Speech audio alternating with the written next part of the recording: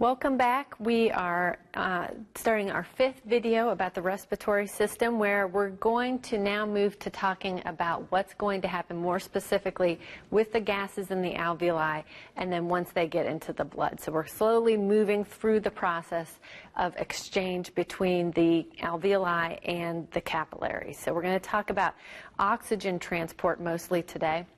And first, we're going to consider how we can calculate what the pressure of oxygen is in the alveoli.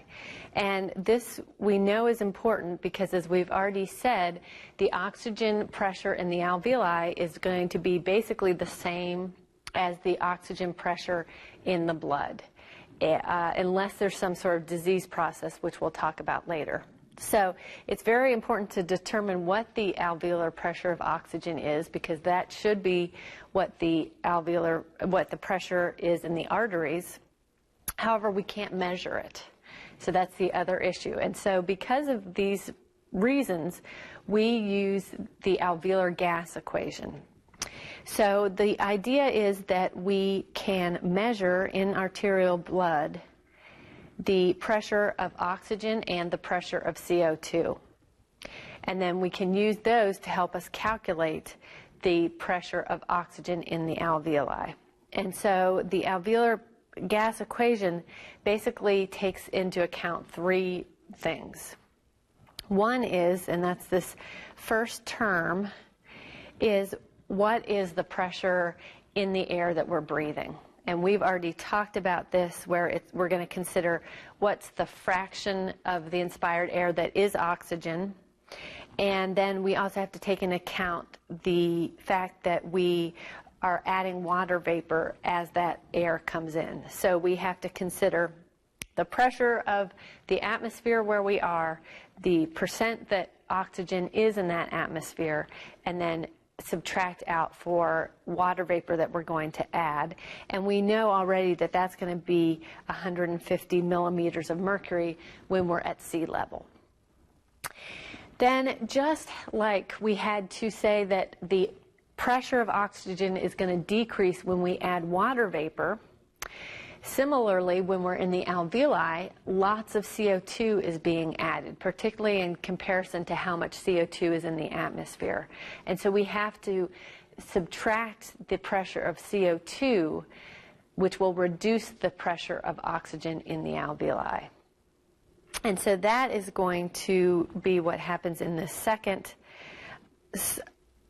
term of our equation, where we're going to subtract out, instead of the alveolar CO2, which again we can't measure, but it's going to be very similar to the alveolar CO2, so we will instead substitute the alveolar pressure of CO2 with the arterial pressure of CO2. And that's going to let us know the alveolar ventilation rate, how much we're breathing, which we'll talk about in a minute as well. So the second term in our equation, instead of being alveolar CO2, is going to be arterial CO2, but that should be a good estimate. And then there's another issue which we haven't talked much about, and we're not going to talk about too much, is the fact that based on our diet, that's going to affect how much CO2 we're producing versus how much oxygen we're consuming. And that is called the respiratory quotient.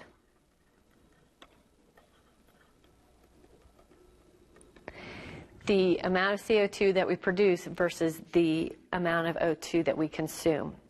In someone who's eating a mixed diet, then mixed versus carbohydrates, proteins, and fats, that's going to be 0.8.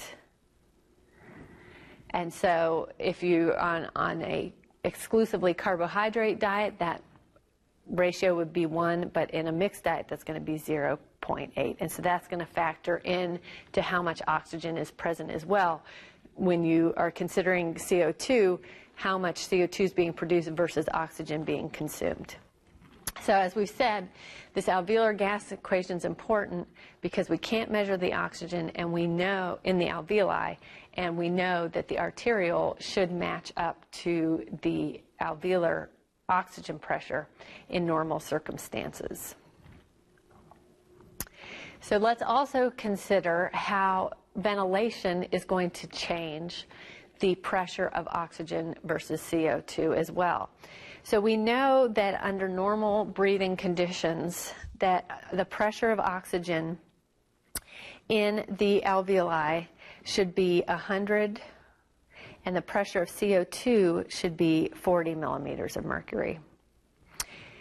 If we deviate from that for some reason, then those pressures of both oxygen and CO2 are going to change. So if we hyperventilate, say that you're having some sort of panic attack, and so you end up breathing more than you really need to, then what you're doing is hyperventilating. The definition of that is that then the CO2 will be decreased in the blood, because now you're breathing more than you really need to, which means that you're removing more CO2 from the blood. And then similarly, the oxygen is going to have an effect, but instead it's going to increase, because now you're bringing in more fresh air that has more oxygen. You're replacing more of the air in the lung with fresh air that has a lot of oxygen. So really the definition of hyperventilation is that you have a decreased pressure of CO2 in the blood, but then as a result, often the oxygen is also going to increase in the blood. Then we can also have hypoventilation. So it might be because you took a certain drug, too much of a certain drug that caused you to stop breathing as much as you should. And so the definition of hypoventilation is that now you're going to have increased PCO2 in the arterial blood, because you're not removing the CO2 as much as you normally do, which means it's going to start accumulating, which is what's happening here. And then for the oxygen, that's going to decrease as you're not bringing in as much fresh air, but you're still consuming just as much oxygen as you were before, and so the pressure of oxygen in the blood will decrease. And we'll talk more about these changes in the pressures of oxygen and CO2. Another thing to consider is, as we have our alveoli, which I'm going to draw up here, so we have a single alveolus here, and then we're going to have a capillary that runs along its length. And we know that the blood, before it reaches the respiratory portion of the lung, before it reaches this alveolus, that for oxygen the pressure is going to be about 40 millimeters of mercury. And the question is, where along the length of this capillary is it going to have equilibrated with the oxygen in the alveolus, which we know is roughly 100 millimeters of mercury. And that's what this graph is showing. We're starting out at 40, and what portion of the capillary, at what point along the capillary are we reaching 100? And you can see that it's about a third of the way along the length of the capillary is the point where we have already reached 100 millimeters of mercury of oxygen, and that we've already had complete equilibration.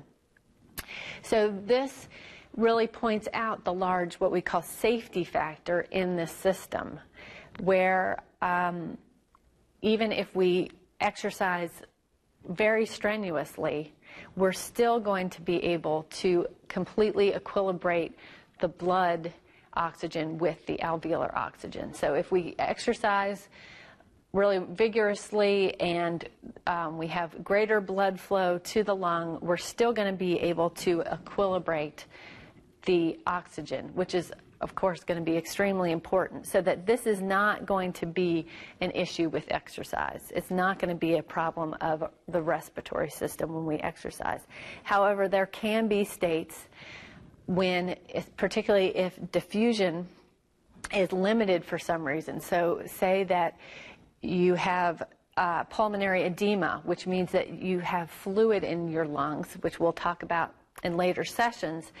That is going to greatly increase the distance that oxygen is going to have to travel to get from the alveolus through that liquid and then into the capillary. And so in states like that, we can have disease states that do limit diffusion, and then if that occurs, then that's going to limit the pressure of oxygen that can be attained into the blood. So that's going to be a very serious issue when that occurs. We're going to switch gears a little bit now and now start talking more about the blood side. And so far, we've been talking about the pressure of oxygen in the blood. And if we say that we have two chambers with oxygen in them, with a membrane separating them, as we do here on the left, then oxygen moves easily across membranes, thankfully, and so the pressure of oxygen in both chambers will equilibrate very rapidly, so that the pressure of oxygen in both chambers is equal. Now, if we add hemoglobin, which is going to be a protein that is highly abundant in red blood cells, that can bind, each hemoglobin set of molecules can bind 4 oxygens, so it's going to be a protein that binds oxygen, and if we added it to one of the chambers, then it's going to bind oxygen in that chamber, and then when we talk about the pressure of O2, we're talking about either the pressure of O2 in the air in the alveolus, or we're talking about the pressure of oxygen that is dissolved in the blood. That's what we've been talking all along about, is the amount of oxygen and its pressure that's just dissolved in the blood. That's the only thing that PO2 is meaning. And so as we add hemoglobin and it binds oxygen, that oxygen really disappears from and is no longer part of the pressure of oxygen in that chamber. And so even though we still have the same number of oxygens, we still have 6 oxygens in the left chamber and 6 in the right, the pressure of oxygen in this left chamber has now decreased. It's only 3 oxygens versus 6 over here. Then what will happen as a result is that oxygen is going to now diffuse into this left chamber, because diffusion is going to be based on the pressure of oxygen, not the content of oxygen.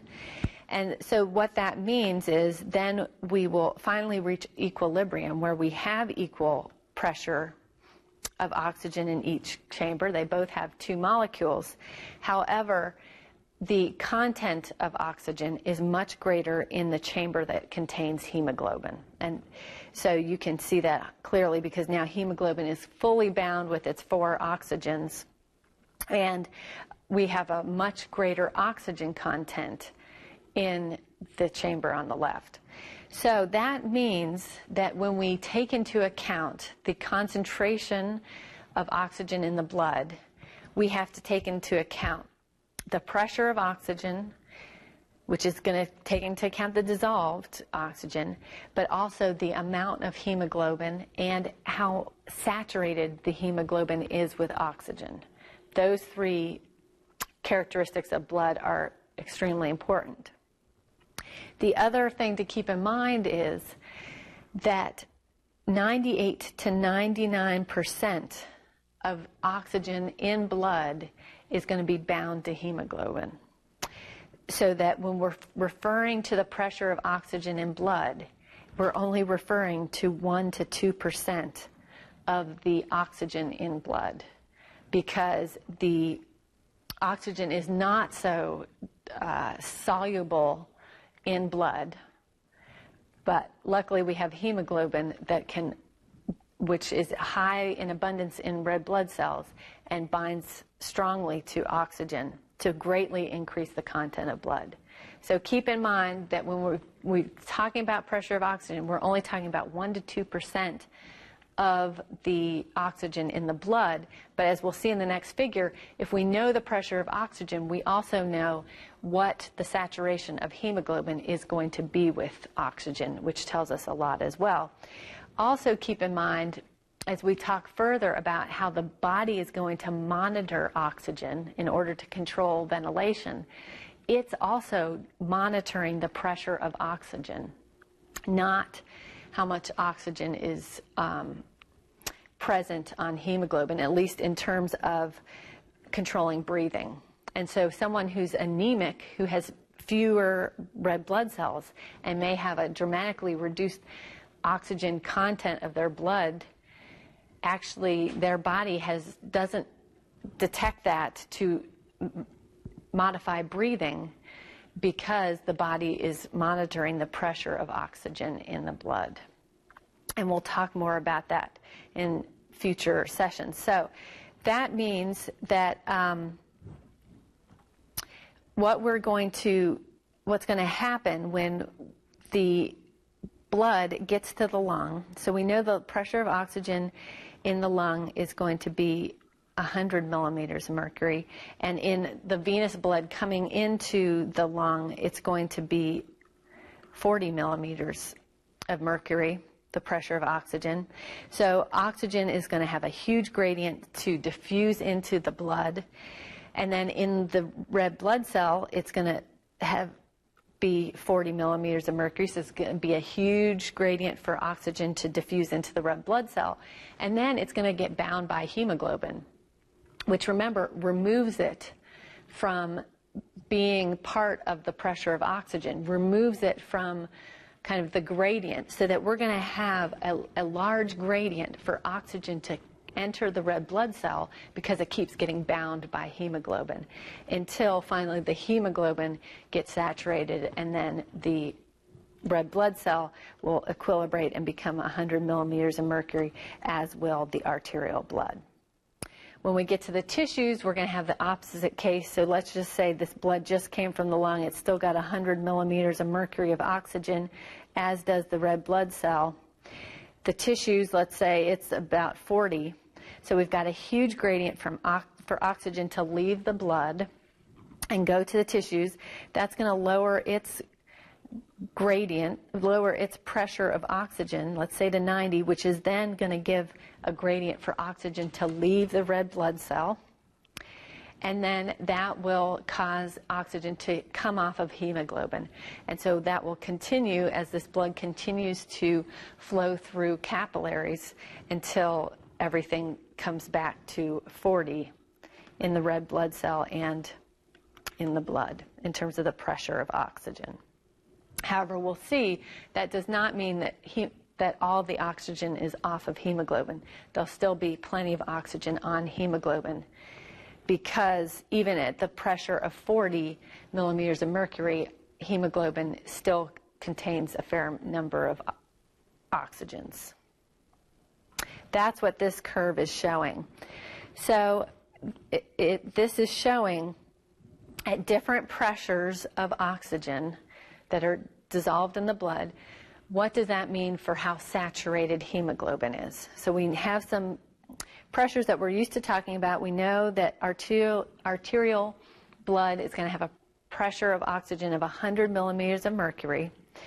So not surprisingly, at that pressure, hemoglobin is going to be basically fully saturated. It's going to be basically all of its sites are going to be bound by oxygens.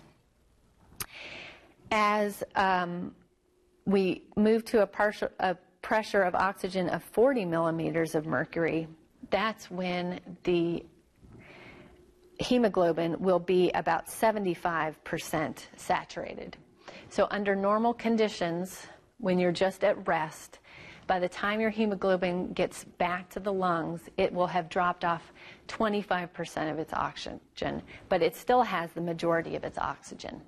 So this gets into, again, this idea of a safety factor, where that means that if you do start to exercise, which means that, especially in the muscle, that the pressure of oxygen is going to go even lower than 40, then we will lose even more of our oxygen, so that we can get down to 25%. Only 25% of the oxygen is left on hemoglobin. You can see in this part where we're just at rest with a venous pressure of 40 millimeters of mercury to when we're at exercise, this is a very steep part of the curve where just a small drop in the pressure of oxygen means a lot of oxygen gets released from hemoglobin. And so this is a part where small changes in pressure are going to lead to big changes in delivery of oxygen. The other place where we have a safety factor is up here where the hemoglobin remains basically fully saturated, well below the pressure that we normally are living at least a lot of us, when we're at sea level and we have then a pressure of oxygen of about 100 millimeters in our arterial blood. If we go to higher altitude, so say that now the pressure of oxygen is 60 millimeters, we still have hemoglobin that is highly saturated with oxygen. So this again is another safety factor where we can go to environments that have less oxygen and still have a hemoglobin that's very close to being saturated. Since hemoglobin is a protein, then its environment can slightly change its conformation that then affects its affinity for oxygen. And so this is going to be used by the body to either help load the hemoglobin or help release or dump, to help load the hemoglobin or help release and dump oxygen from the hemoglobin. And so when this happens, then what is that then the curve shifts. The hemoglobin oxygen dissociation curve shifts. And as it shifts to the left, then as you can see at a certain pressure, now hemoglobin is more saturated, which then means that the left shift of the hemoglobin curve is favoring loading of the hemoglobin.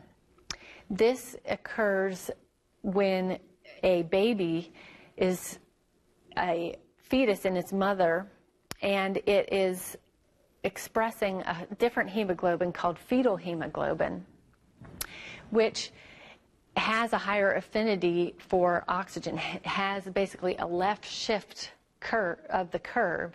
This is important because the mother is sending its blood to the baby, and the baby must draw the oxygen out of the mother's blood with its fetal hemoglobin. And so if the fetal hemoglobin has a higher affinity for oxygen, then it will be able to take that oxygen off of the maternal hemoglobin. So that's one example of a left shift of the hemoglobin curve. Mostly we're going to be talking about right shifts of the curve, which are then going to favor unloading, where here we can see if we've right shifted the curve that then the hemoglobin will have dumped more of its oxygen. So there are several conditions that are going to cause a right shift of the curve, and a lot of these make sense. So in terms of when you're exercising and your muscles, they're often going to have increased CO2, pressure of CO2, and they're going to have increased temperature, and they're going to be producing acid, and so they're also going to have a low pH. And so all of those things are going to cause a right shift, so that when hemoglobin travels through those tissues and has its conformation adjusted by these increased CO2, temperature, and low pH, then it will dump more of its oxygen because it will be right shifted. Another factor in causing a right shift is 2,3-diphosphoglycerate, which is a metabolite that is found in red blood cells, particularly when people are at higher elevation or when they're doing anaerobic exercise. Then levels of 2,3-DPG increase, which again causes a right shift so that there can be more dumping of oxygen from hemoglobin. So we've now talked about how we can determine what the pressure of oxygen will be in the alveoli. We've seen that the diffusion rate as the blood is whizzing by the alveoli is very rapid. So that's not a limiting factor in terms of exercise. And that even though we talk about the pressure of oxygen in blood, that's a very, very small, only 1 to 2% of oxygen in blood is dissolved, and that the vast majority is going to be bound to hemoglobin. And that's very important because then that increases the concentration of oxygen in blood dramatically, since it's not so soluble in blood.